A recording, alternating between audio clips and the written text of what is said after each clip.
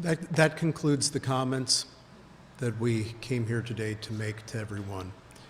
I will be willing to take just a couple of questions, and the reason why I say that, those of you who are familiar with what we do in these circumstances, there will be a complete and full briefing in the future when the investigation is complete.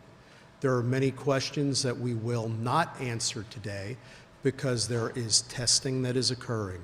There is still information being reviewed and gathered, and we will not make speculative comments in that way. But we will answer a couple, but only a couple. Yes, sir. Do you know if the assailant legally acquired his AR-15? How did he acquire the AR-15? Did you know about how many rounds he fired from the AR-15 in that 2-minute period? So we do have, so I'll say it this way, we do know what the background is that we are checking on for his ballistics purchases. That's part of the ongoing investigation, and we will be revealing that in the future as part of the briefing as those details are coming in. Second aspect, if you're wondering, is he a person not to possess a firearm? Based upon our information, we could not find any prior criminal convictions that would go ahead and make him a person not to possess a firearm. Regarding any issues with the quantity of ballistics, the only thing that I'll say at this time, a count was being done, but you have to go ahead and determine from which firearm something was discharged. There are methodologies for doing that. We are engaging in those ballistics aspects. So at this time, the only thing I will say generally is he fired many and multiple rounds, because to go more specific could lead to a misstatement of fact, and I will not do that. Were any of the weapons found inside the search of his home, and who was he living with in that home? I have not disclosed that. First of all, I have not disclosed who he's living with because out of their privacy interests. Second, all of the aspects of the secondary search that is ongoing, those items are being cataloged and are being reviewed. They'll be part of a further briefing in the future, but I am very sensitive to the privacy interests of non-involved individuals as part of an incident, including, as you'll notice, the only names that were mentioned, one mention of the actor, and the names, of course, of our fallen officers. That is out of respect to their privacy interests. But in the future, with the briefing regarding that question, we will be going into detail of a cataloging of background aspects of this individual. Where was the actor located when he started shooting, and where were police located? So as I stated previously, and I'll just repeat this one more time, at 2:08 p.m., the officers were at the front door of the residence, what we are designating as the front door of the residence. The actor was just inside the door. When the door opened is when he began to fire. How did he enter? What's that? How did he enter the home? I'm sorry, you got to speak loud. How did he get access into the home? So that is under investigation and review as well. They were conducting a more thorough search of the house, looking for those aspects.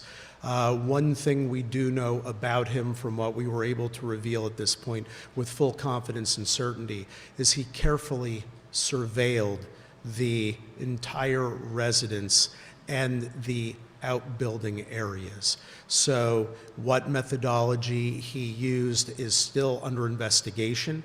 To gain the access at this point in time, the only thing with 100% certainty that is appropriate for me to state is he did in fact gain access, had been inside, was armed, and did discharge his firearm from inside of there, and in fact also killed, like I mentioned, the family dog.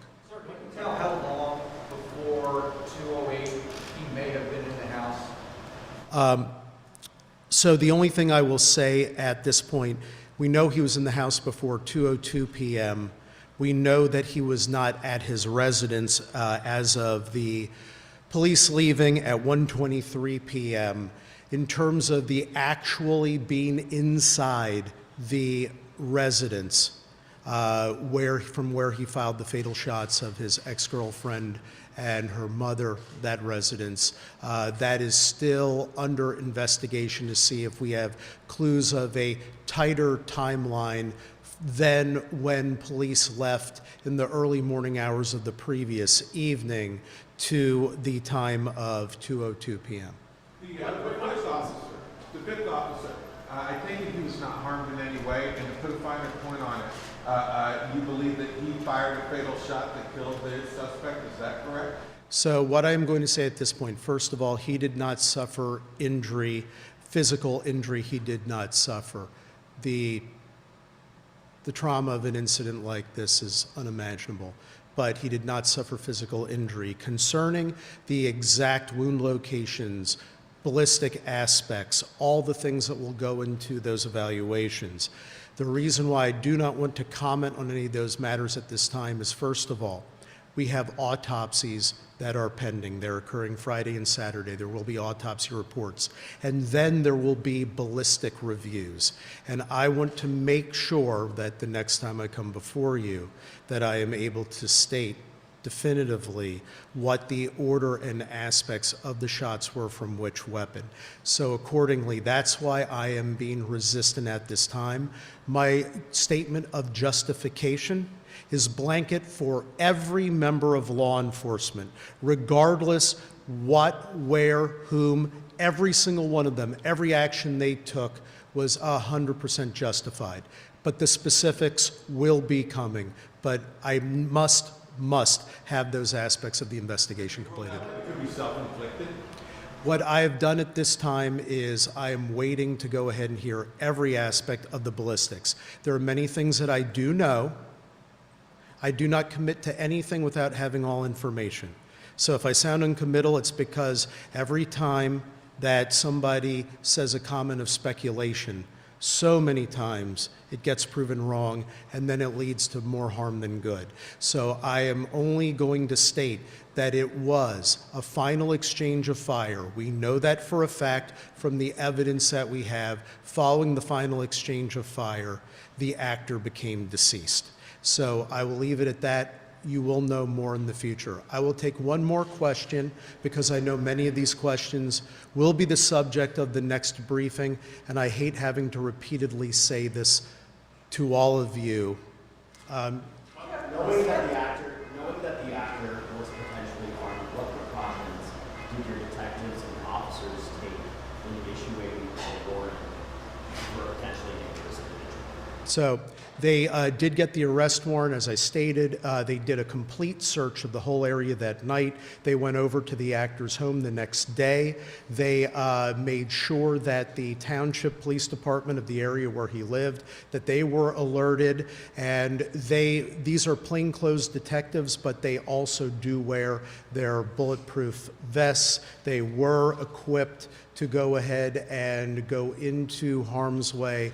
But the unfortunate aspect is, given the nature of where, when, and how the ambush by the actor occurred, that there was no time for response. They did go ahead and proceed as you would expect law enforcement to proceed to try to protect our community. There was multiple communication. There was use of drones to try to go ahead and determine where he potentially could have been hiding. So yes, they were actively looking to protect the community. And additionally, I will add, as I stated before, the ex-girlfriend and mother who were directly in harm's way, they were not there. They were staying elsewhere. And they knew not to come back.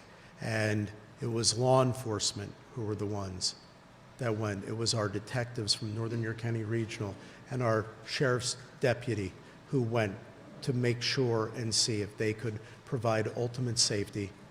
And rather than being able to provide ultimate safety, they wound up having to provide ultimate sacrifice. Aside from the car fire potential, or were there any other threats made to this woman or her family that you're aware of? I'm not going to go into anything beyond what was the previous affidavit of probable cause from which I was citing that contained the stalking allegations. There are further aspects from interviews that continue to be developed, but that's the last, that is the last part of information. I want to stick to from that aspect for right now what is known defined of public record, because it's very important to do so at this occasion. Thank you all very much for being here. Chief, can Thank you you. spell the names of the slain officers, please, and their ages?